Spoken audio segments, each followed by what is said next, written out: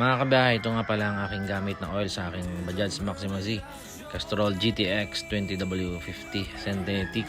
Pwede siya sa gasoline and diesel engine. 3 times more clean siya.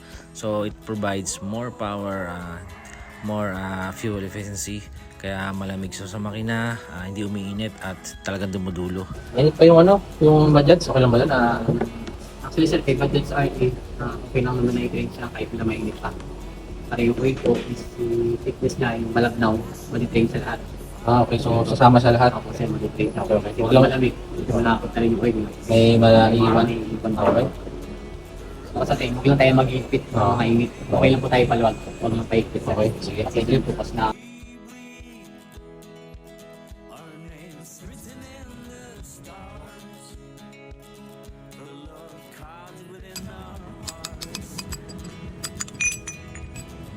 Ginawa ko dito last time, dininisan lang, nagasin lang ng gasolina. Pero ngayon, palitan na natin. Kasi dapat talaga every change oil, palitan ng oil na filter. Pero medyo makatipid.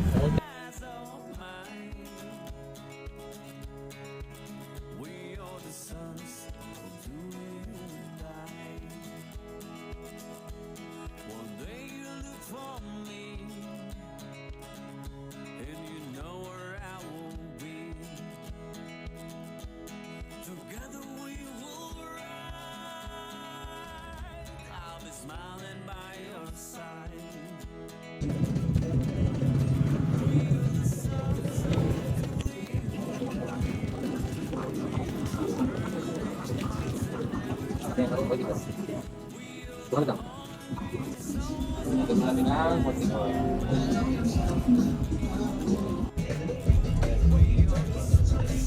Ayan po ang ating air filter.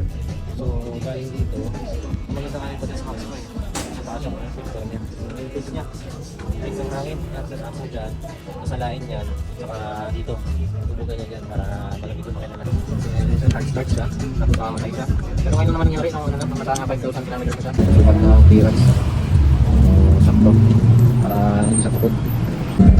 Dito 0.5, 8, point exhaust natin, 10.8. 0.8, Sorry sir, 0.10 0.10 sa exhaust. exhaust. Tapos sabi lang, 0.5 po. 0.5 din naman yung intake natin. intake.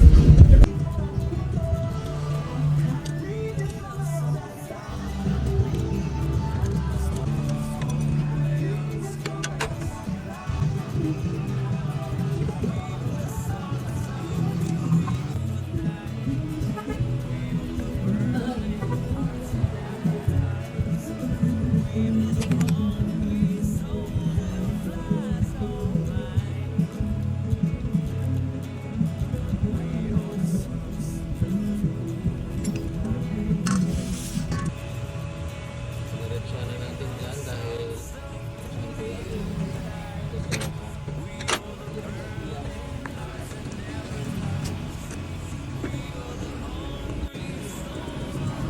Dito na para sa ano pa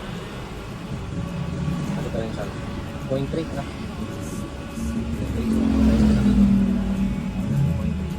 So 250 ml. Ako.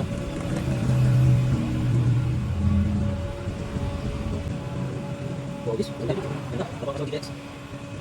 Kaya sa bilis sa akin.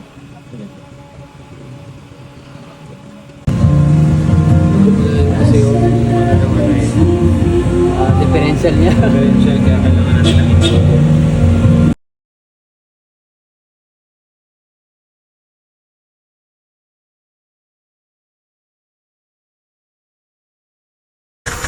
Yun, sobrang ganda ng tunog, tahimik at pino ang makina natin.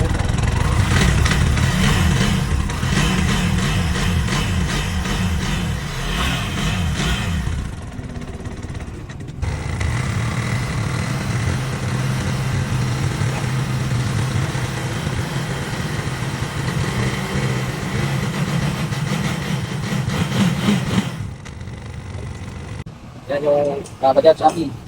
Sinunggahan ng Bajaj Maxima. Bajaj Maxima. Mas malaki. Yung Bajaj Maxima. Malaki yung gulong niya at saka yung water suspension siya. Ito, single. One.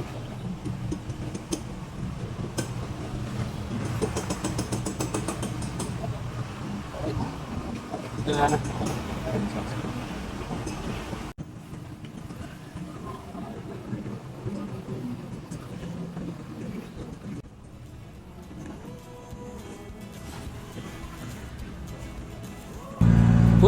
kabiyahe, saglit ang pumalo ng 60. Kanina pumalo ng 80 sa Patag. Dito na tayo sa Ayusco Road, sa pinakataas na. Kanina sipol-sipol lang tayo, nandito na agad tayo. So wala pa tayong gaba sa ating Bajaj Maxima Z. Kayang-kaya po ang gaano kataas ng terrain. So ito kayong mag-alala, wala kayong dapat ipagdalin sa ating Bajaj Maxima Z. Ito po ang Ayusco Road sa Karuray, San Vicente. Ito po ang pinakadelikado at pinakamataas na daanan sa buong Palawan. Kitang-kita niyo naman po. Ang taas po niyan. Ang taas po yan. Bangin po yan. Kaya pag nandito po kayo, konting ingat lang. Doble ingat. Check yung mga brake natin. Tsaka gamitan na rin po natin ang engine brake. Tsaka konting panalangin na rin para sa ating pong safety. Ayan, nandito po tayo ngayon sa daanan nyo po itong falls dito po sa Karuray. Tabing kalsada lang po yan. So pwede po kayo mag-relax, magpahinga, kumain dyan, at dala na rin po kayo ng entrance, 10 pesos lang. Ayan po, libre na ring manok dyan sa Bantay. So ngayon po may simentadong daan pero nasira kasi ng bagyo. Itong nakalipas na bagyo ang ating daanan sa Ayusco Road. So ingat po tayo kasi may mga bangin po dyan na pwede po tayong mahulog, tapos yung ating lupa po ay nagbar down na, pero kasya naman po, bigayan lang po. Yan po yung mga natumbang puno dito sa Ayusco Road. Grabe ang taas po niyan mga kabiyahe. Diyan po duman yung tubig galing sa bundok papunta po rito, kaya nabartang po yung lupa. Sobrang putik po. Ayan po, side po dyan yung mga kotse at saka mga van. Ang kagandahan lang po dito, may mga bato naman po yung sa ilalim, may tambak na, kaya hindi naman po kayo makakabaon dyan. Kaya naman po, ingat lang po, medyo madulas. Thank you Lord at palabas po tayo na ligtas sa Ayusco Road. Ayan po, sobrang putik po ang ating ginagawa. Isang oras din kami gaya palabas. Yan, dagdag po muna tayo mga kabiyahe ng gasolina. Diyan lang po yan sa Extra Mile with extra charge. Joke lang. Diyan po, ito lang po sa kanto ng Karamay. Going to Little Karamay. Sa harap lang po ng ating, yan po makikita nyo. Yan, Little Karamay. Tapos pag diretso po ay going to Rojas. Ito lang po yan sa harap ng Baptist Church. Yan po.